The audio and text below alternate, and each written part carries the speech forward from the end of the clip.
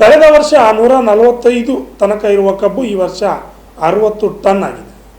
ನಮ್ಮ ಭಾಗದ ರೈತರು ಚಿಂಚೋಳಿ ಸಿದ್ದಶ್ರೀ ಕಾರ್ಖಾನೆಯನ್ನು ನಂಬಿ ಕಬ್ಬು ಬೆಳೆದಿದ್ದಾರೆ, ವಿನಃ ಬೇರೆ ಕಂಪನಿಯ ನಂಬಿ ಬೆಳೆದಿಲ್ಲ ಎಂದು ರೈತ ಮುಖಂಡರಾದ ವೀರಣ್ಣ ಗಂಗಣಿಯವರು ಕಿಡಿಕಾರಿದ್ದಾರೆ. ಆಂಧ್ರ, ಮಹಾರಾಷ್ಟ್ರದಿಂದ ಬಂದ ಟ್ರೋಲಿ ಮತ್ತು ಕಾರ್ಬನ್ ಕಬ್ಬು ಕಟಾವು ಮಾಡುವ ಯಂತ್ರಗಳಿರುವುದು ಎಕರೆಗೆ 3,000 6,000 ತೆಗೆದುಕೊಳ್ಳುತ್ತಿದ್ದಾರೆ. ರೈತರಿಂದ ಸರ್ಕಾರ ರೈತರ ಕಬ್ಬು ಕಂಪನಿಗೆ ಹಂಚಿಕೆ ಮಾಡಿ ಹೋಗಿದೆ, ಆದರೆ ಯಾವ ಕಂಪನಿದು ಸರಿಯಾಗಿ ಬಂದಿಲ್ಲ. ಇನ್ನೂ ಕಬ್ಬು ಕಟಾವು ಮುಗಿದೇ ಇಲ್ಲ. ಚಿಂಚೋಳಿ ತಾಲೂಕಿನ 2-3 ಕಡೆ ಕಬ್ಬು ಆಕಸ್ಮಿಕವಾಗಿ ಸುಟ್ಟಿದೆ. ಅದಕ್ಕೆ ಯಾರು ಹೊಣೆ? ಕಾಳಗಿ ತಾಲೂಕಿನ ತಹಸೀಲ್ದಾರ್ ಗಮನಕ್ಕೆ ತಂದರೂ ಕೂಡ ಯಾವುದೇ ಪ್ರಯೋಜನ ಆಗಿಲ್ಲ. ಕೂಡಲೇ ಚಿಂಚೋಳಿ ಸಿದ್ದಶ್ರೀ ಸಕ್ಕರೆ ಕಾರ್ಖಾನೆ ಪ್ರಾರಂಭ ಮಾಡಬೇಕು. 1 ಎಕರೆಗೆ ರೈತರಿಗೆ 50,000 ಪರಿಹಾರಧನ ಕೊಡಬೇಕೆಂದು ಕರ್ನಾಟಕ ರಾಜ್ಯ ರೈತ ಸೇನೆ ಆಗ್ರಹ ಮಾಡಿದೆ. Bureau report RJ32 Kannada news, Kalagi. ನಮಸ್ಕಾರ ರೈತ ಬಂಧುಗಳೇ, 2 ತಿಂಗಳಿಂದ ಸತತವಾಗಿ ಓಡಾಡ್ತಾ ಇದ್ದರು. ಕಬ್ಬು ಕಟಾವು ಮಾಡಲು ಲೇಬರ್ನೂ ಸಿಕ್ಕಿಲ್ಲ, ಮಷೀನು ಸಿಕ್ಕಿಲ್ಲ. 2 ತಿಂಗಳ ನಂತರ ಇವತ್ತು ಬಂದು ನಮ್ಮ ಹೊಲದಲ್ಲಿ ನಿಂತಿದೆ.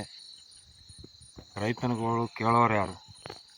2 ತಿಂಗಳಿಂದ ನೀರು ಬಿಟ್ಟಿಲ್ಲ ನಾವು ಕಬ್ಬಿಗೆ. ನೀವು ನೋಡ್ಬೋದು, ಇವತ್ತು ಬರುತ್ತೆ ನಾಳೆ ಬರುತ್ತೆ ಅಂತ ಹೇಳಿ ಕಾದು ಕುಂತು ಈಗ ಕಬ್ಬು ಒಣಗಿ ಹೋಗ್ಲಿಕತ್ತದ. ಈ ಟೈಮ್ನಾಗ ನಮಗೆ ಮಷೀನ್ ಸಿಕ್ಕದ. ಇಂಥ ಪರಿಸ್ಥಿತಿ ಅದ ಈ ನಮ್ಮ ಭಾಗದಲ್ಲಿ ಫ್ಯಾಕ್ಟ್ರಿ ಚಾಲು ಅಲ್ಲಾರ್ದ ಕಾರಣಕ್ಕೆ. ಅದಕ್ಕಾಗಿ ಇಲ್ಲಿ ತನೂ ಆಗಿಲ್ಲ ಫ್ಯಾಕ್ಟ್ರಿ ಚಾಲು. ಮುಂದಿನ ವರ್ಷ ಆದ್ರೂ ಬೇಗ ಫ್ಯಾಕ್ಟ್ರಿ ಚಾಲು ಮಾಡಬೇಕು. ಮಾಡಲಿಲ್ಲ ಅಂದ್ರೆ ನಾವು ಯಾವುದೇ ಕಾರಣಕ್ಕೂ ಇಡೀ ನಮ್ಮ ಕಲಬುರಗಿ ಬಂದು ಇಡಬೇಕಾಗ್ತದೆ ಅಂಥೇಳಿ ಈ ಸಂದರ್ಭದಾಗ ಹೇಳ್ತೀನಿ. ರೈತನ ಪರಿಸ್ಥಿತಿ ಇಂಥದ ನೋಡ್ತಾ ಇರ್ಬೋದು ನೀವು. ಇಲ್ಲಿ ರೈತನ ಕಬ್ಬು ಒಣಗಿ ಹೋಗಿದೆ.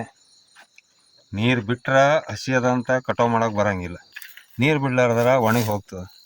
ಅದಕ್ಕಾಗಿ ದಯಮಾಡಿ ತಾವುಗಳು ಎಚ್ಚೆತ್ಕೊಳ್ಬೇಕು. ಮುಂದಿನ ದಿನಗಳದಾಗ ನಾವು ಎಂಥವ್ರಿಗೆ ಆರಿಸಿ ತಂದೀವಿ, ಏನು ಪರಿಸ್ಥಿತಿ ಅದ ನಮ್ಮದು, ನಮ್ಮ ಭಾಗದ ರೈತರದು ಅಂಥೇಳಿ ತಾವು ತಿಳ್ಕೊಬೇಕಂತ ಈ ಸಂದರ್ಭದಾಗ ಹೇಳ್ತೀನಿ.